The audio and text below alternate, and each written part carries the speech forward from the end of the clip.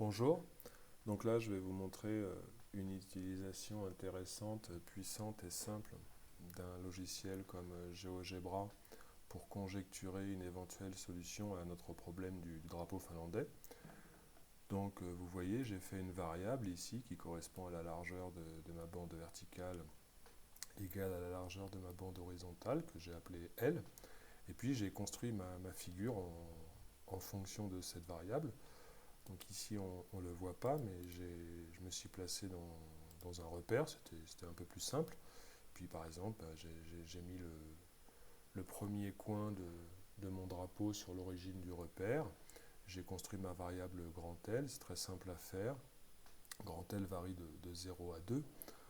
Et puis j'ai placé le point grand E de coordonnées L0, le point grand G de coordonnées 0L, le point grand H de coordonnées 3L. Donc on peut construire tous les points au niveau des coordonnées en fonction de la largeur de la bande. Et vous obtenez ensuite une figure dynamique, puisque quand vous faites varier grand L, eh ben, vous avez toute votre figure qui évolue en fonction de grand L.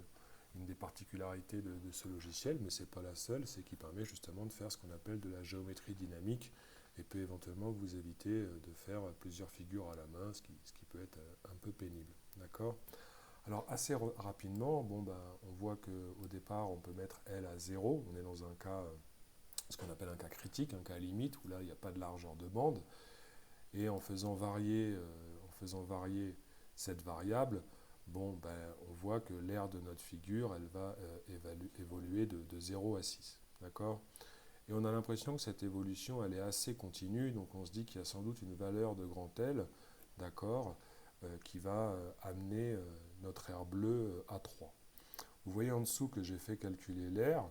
C'est assez facile parce que notre aire bleue, finalement, elle se calcule comme l'aire de la bande verticale plus l'aire de la bande horizontale, auquel on enlève l'aire du carré pour ne pas le compter en double.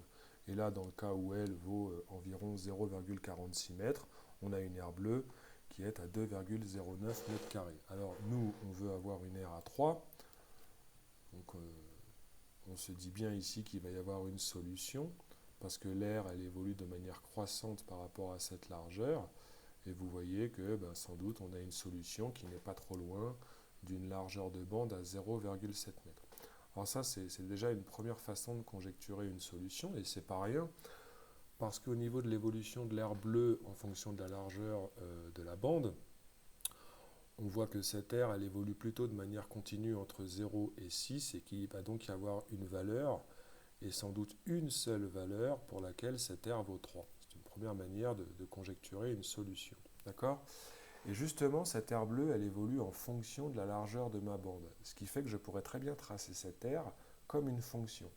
Et ça, c'est très facile à faire avec ce logiciel. Je vous le fais ici. D'accord ? Je vous le fais ici. J'ai tracé sur ce graphique un point dont les coordonnées, dont un point que j'appelais point magique, d'accord, pour lequel l'abscisse, c'est la valeur de la largeur de ma bande, L, et son ordonnée, c'est cette aire bleue. Et alors là, ça me donne un aperçu encore plus parlant, graphique, parce que je peux faire apparaître la trace de mon point.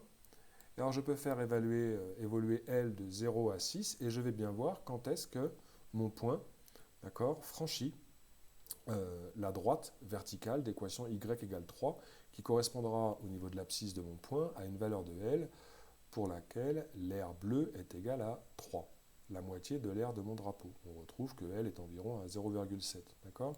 Mais ce qui est intéressant aussi, c'est de s'apercevoir que finalement, cette aire bleue, vue comme une fonction en fonction de la largeur de ma bande, on a bien l'impression qu'elle décrit un bout de parabole.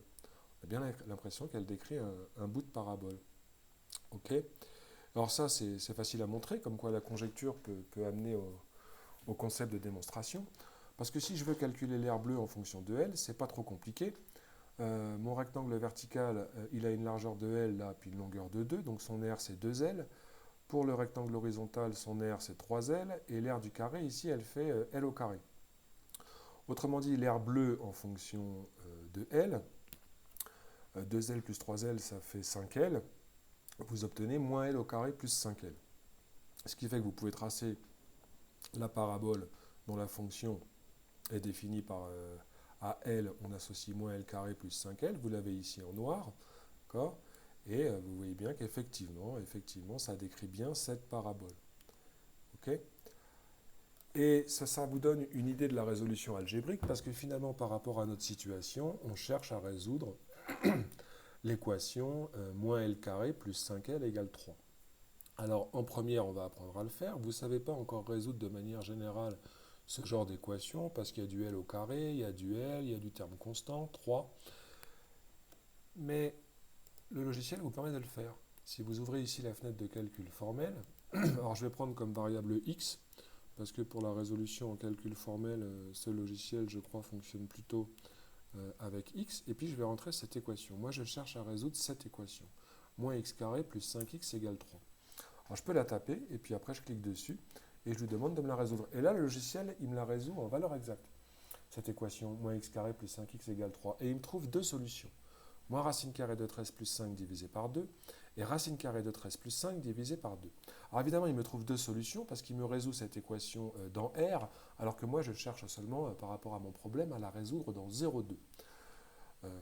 Et parmi les deux solutions qu'il me propose, la seule qui est dans 0,2, c'est moins racine carrée de 13 plus 5 divisé par 2. Et si vous la tapiez pour en avoir une valeur approchée sur votre calculatrice, vous trouveriez que ça fait à peu près 0,7. Mais lui, bien évidemment, il m'en trouve deux parce qu'il me la résout dans R. Et donc, il me trouve deux solutions ici, telles que moins L carré plus 5L égale 3. Et donc là, on a la valeur exacte de notre solution, c'est-à-dire moins racine carrée de 13 plus 5 divisé par 2.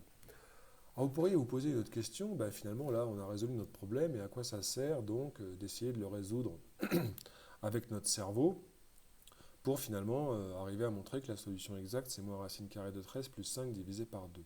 C'est important d'apprendre à le résoudre autrement qu'en utilisant un logiciel parce que ça vous donne une histoire de la construction informatique des choses, vous vous doutez bien que ce logiciel, il n'a pas appris tout seul à résoudre l'équation moins x carré plus 5x égale 3, et qu'il y a eu des cerveaux humains, hommes et femmes, qui ont expliqué à ce logiciel, via un programme, comment on résolvait ce type d'équation. Et c'est ce qu'on va en partie apprendre à faire dans ce cours sur le second degré, parce que, et on étudiera de manière plus générale ce qu'on appelle les fonctions polynômes de degré 2, parce que ce type d'équation, qu'on pourrait résumer à ax carré plus bx plus c égale 0.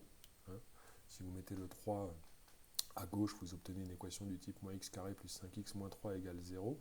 Ce genre d'équation intervient dans plein de situations et on va apprendre à les résoudre. Voilà.